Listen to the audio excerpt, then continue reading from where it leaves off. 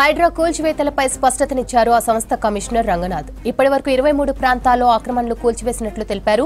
262 అక్రమ నిర్మాణాలు తొలగించి 111 ఎకరాల ప్రభుత్వ భూమిని రక్షించామన్నారు. అమీన్పూర్లో అత్యధికంగా సర్కార్ ల్యాండ్ కాపాడామన్నారు రంగనాథ్. ఇక దీనిపై మరింత సమాచారం సదానందం అందిస్తారు. సదా, హైడ్రా 4 నెలల రిపోర్టుపై అప్డేట్స్ ఏంటి?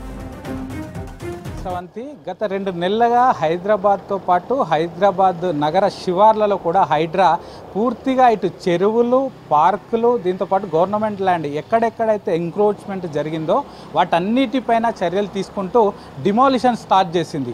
సో మొత్తం ఈ 2 నెలల్లో వాళ్ళు ఏం చేశారు, ఎన్ని బిల్డింగ్స్ కూల్చేశారు, ఎక్కడెక్కడ చేశారు, ఏంటేంటి ఇంపార్టెంట్ అనే దానిపైన ఒక రిపోర్ట్ రిలీజ్ చేశారు హైడ్రా కమిషనర్ రంగనాథ్. సో దీనిలో ఇప్పటి వరకు క్లియర్గా చెప్పింది ఏంటంటే మొత్తం 23 లొకేషన్స్లో ఇప్పటి వరకు 262 కూల్చివేతలు చేపట్టి ప్రభుత్వానికి సంబంధించిన 111 ఎకరాలకు పైగా ల్యాండ్ని ఇప్పటి వరకు మేము రికవరీ చేయగలిగామంటూ కూడా హైడ్రా కమిషనర్ రంగనాథ్ ఈ రిపోర్ట్లో పేర్కొన్నాడు. సో యాక్చువల్గా మొదట హైడ్రా ఏర్పడిన తర్వాత కొద్ది రోజుల పాటు దాన్ని పూర్తిగా కన్స్ట్రక్ట్ చేసుకున్నారు.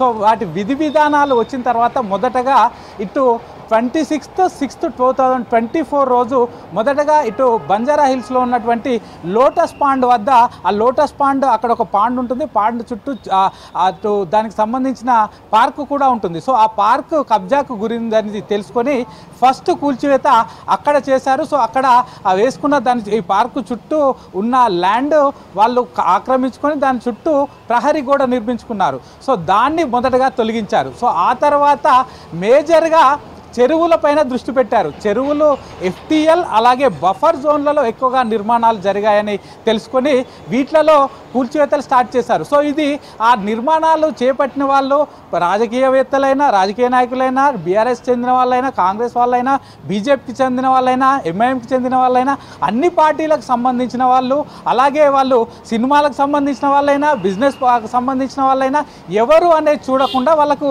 నోటీస్కి వచ్చిన దానిపైన వాళ్ళకు వచ్చిన కాంప్లైంట్లను వెళ్ళి అక్కడికి వెళ్ళి ఫీల్డ్ విజిట్ చేసి వీళ్ళు నిజంగానే ఎంక్రోచ్మెంట్ చేశారా పూర్తిగా చూసుకున్న తర్వాత అక్కడికి వెళ్ళి ఎంక్రోచ్మెంట్ చేశామని చెప్పారు. సో దీనిలో మేజర్గా చూసుకున్నట్లయితే మాదాపూర్లోని తుమ్మిడికుంటలో నాగార్జునకు సంబంధించి, ఫిలిం యాక్టర్ నాగార్జునకు సంబంధించి అతని ఎన్కన్వెన్షన్ మేజర్గా 2 పెద్ద షెడ్లు ఉన్నాయి.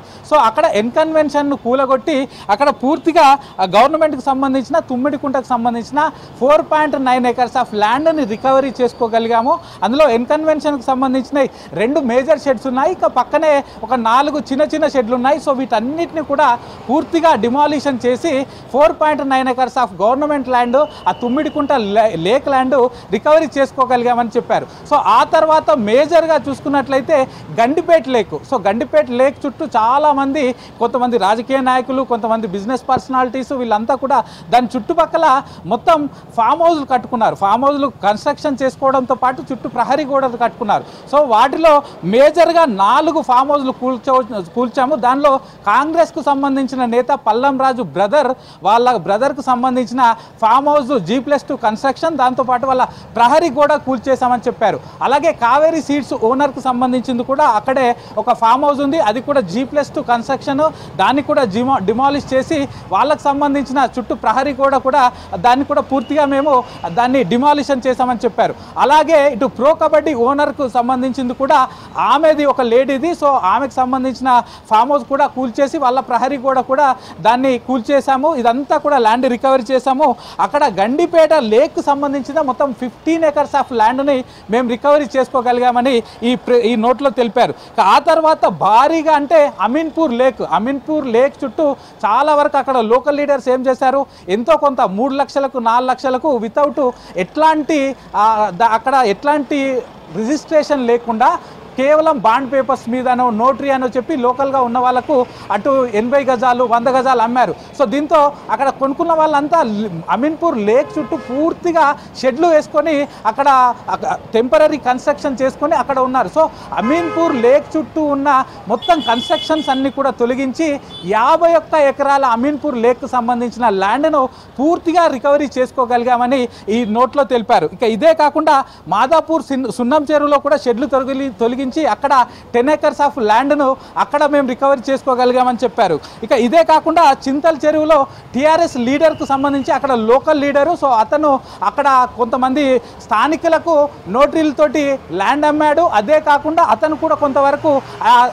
FTL బఫర్ జోన్లో ల్యాండ్లో కొన్ని షెడ్లు వేసుకున్నాడు. సో వాటిని కూడా పూర్తిగా మేము డిమాలిషన్ చేశామని చెప్పారు. ఇక ఇదే కాకుండా MIM ఎమ్మెల్యేకి సంబంధించి MIM బహదూర్పుర ఎమ్మెల్యే అలాగే మరో MIM ఎమ్మెల్సీ వీళ్ళిద్దరిది రాజేంద్రనగర్ చెరువులో ఒకటి G+5 ఫ్లోర్ ఒకటి అండర్ కన్స్ట్రక్షన్లో ఉంది. అది బహదూర్పుర MIM ఎమ్మెల్యేది, అది డిమాలిషన్ చేశాము. అలాగే G+2 అటు అండర్ కన్స్ట్రక్షన్స్లో ఉన్న మరొక బిల్డింగ్ అది MIM ఎమ్మెల్సీకి సంబంధించింది. సో వాటిని కూడా మేము డిమాలిషన్ చేసి అక్కడ కూడా పూర్తిగా 12 acres ఆఫ్ ల్యాండ్ని మేము రికవరీ చేశామని చెప్పారు. ఇక ఇదే కాకుండా రీసెంట్గా ఇటు నందగిరి హిల్స్లో జూబ్లీహిల్స్ నందగిరి హిల్స్లో అక్కడ స్థానికులు ఒక పార్క్ ల్యాండ్ని కబ్జా చేసి అక్కడ షెడ్లు వేసుకుంటే అక్కడ కూర్చోడానికి వెళ్ళినప్పుడు local MLA Khairatabad MLA Danam Nagender వచ్చి అక్కడ వాటికి హైడ్రా అధికారులను బెదిరించి స్థానికులకు సపోర్ట్ చేశారంటూ కూడా ఒక ఇష్యూ జరిగింది. సో అక్కడ కూడా 0.18 acres ఆఫ్ ల్యాండ్ను మేము గవర్నమెంట్ పార్క్కు సంబంధించిన ల్యాండ్ను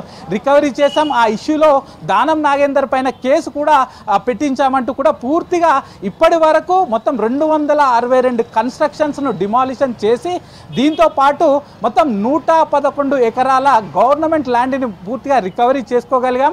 ఇది last 2 months record, 2 months track record. అంటే ఏర్పడి 2 months అయినా కూడా పూర్తిగా 1.5 monthలో డిమాలిషన్ చేపట్టిన తర్వాత 1.5 monthలో మేము 111 ఎకరాల గవర్నమెంట్ ల్యాండ్ని సేవ్ చేయగలిగామంటూ కూడా హైడ్రా కమిషనర్ రంగనాథ్ చెప్తున్నారు. సో ఈ డ్రైవ్ అనేది ఇంకా కంటిన్యూయస్గా కొనసాగుతుంది. అటు ఇరిగేషన్ డిపార్ట్మెంట్ అధికారులు అలాగే రెవెన్యూ డిపార్ట్మెంట్ అధికారులు వీళ్ళందరి ఆ సమన్వయంతో ఇదంతా వెళ్తుంది. ఎందుకంటే డైరెక్ట్గా మేము ఎట్లాంటి నోటీసులు ఇవ్వము.